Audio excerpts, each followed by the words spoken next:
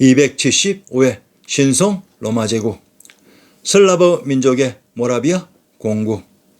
유럽의 원주민인 히라빈이 슬라브라고 했습니다. 슬라브 민족주의란 현 유럽의 인종 중에 슬라브라는 민족이 따로 있는 것이 아니라 유럽의 원주민인 그리스 로마 제국의 사람들이 바로 히라빈이면서 이들이 슬라브라고 했습니다. 이들 히락과 슬라브가 바로 로마 제국의 로마 시민들이기도 합니다. 그런데 흉노와 훈족의 이동 이후 유럽의 정치 구도를 장악한 세력들이 바로 중앙아시아 중원의 스키타이 코리안들이라고 했습니다.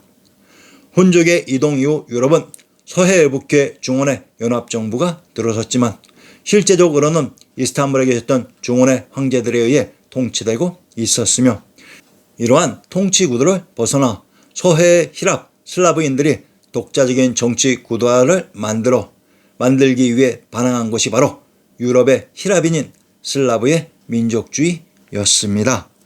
800년대 후반 유럽에서는 슬라브 민족주의가 태동하면서 모라비아 연맹이 등장하기 시작했습니다.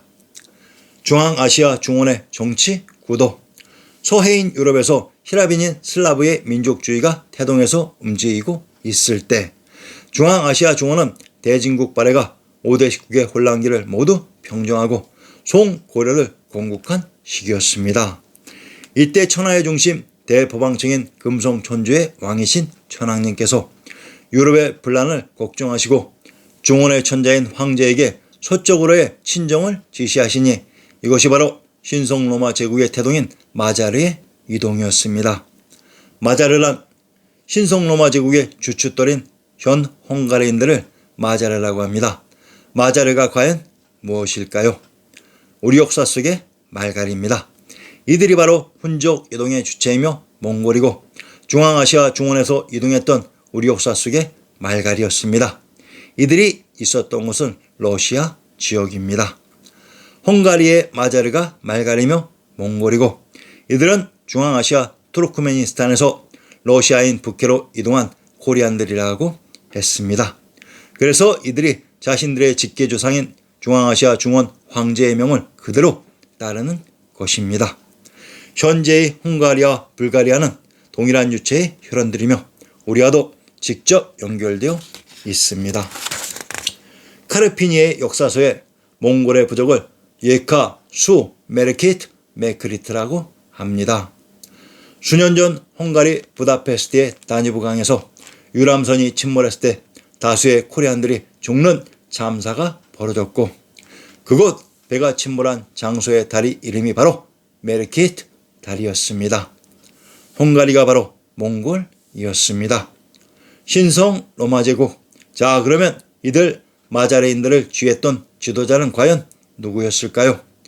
역사서의 훈 제국의 지도자 아틸라와 신성 로마 제국을 이끈 아시토반 또는 오토 대제는 동일한 혈육이라고 단서를 제시했으며, 이 수수께끼 같은 단서를 해석한 유일한 실력자가 바로 아리안 X라고 했습니다. 고려 왕건의 상계 속에 이 왕씨들을 탁왕씨라고 합니다. 즉 탁씨와 왕씨는 같은 혈육으로 혼족을 이끈 지도자 아틸라가 탁발귀인 광개토대왕이시고, 마자르인 몽골을 이끈 지도자 아시토반이 바로 고려 왕건의 장남인 회종이었습니다. 그래서 이들이 탁왕씨이며 이들이 훈 제국과 신성 로마 제국의 창시자들이었습니다. 헝가리. 이때 황제를 모시고 유럽으로 이동한 마자르 몽골 세력에게 봉지로 준 땅이 현재의 헝가리입니다. 오스트리아. 신성 로마 제국의 황제 회종과 동행한 황제의 모친이신 나주 오시들에게 주어진 봉지가 바로 오스트리아였습니다. 오시터가 바로 오스트입니다. 인스브루크. 그리고 동행한 신성 로마 제국의 황제 회종의 정비이신 임씨들에게 주어진 봉지가 오스트리아의 티롤인 인스브루크였습니다. 모두 우리말입니다. 상트 페테르부르크, 예카테린부르크, 인스브루크의 부르크라는 지명은 한 주체가 붙인 동일한 의미의 이름임을 알 수 있습니다. 그래서 근대까지도 헝가리, 오스트리아 연합정부가 계속해서 유럽에 존재했던 것입니다. 신성 로마 제국의 황제가 계셨던 곳은 바로 대제국의 수도였던 이스탄불이었습니다.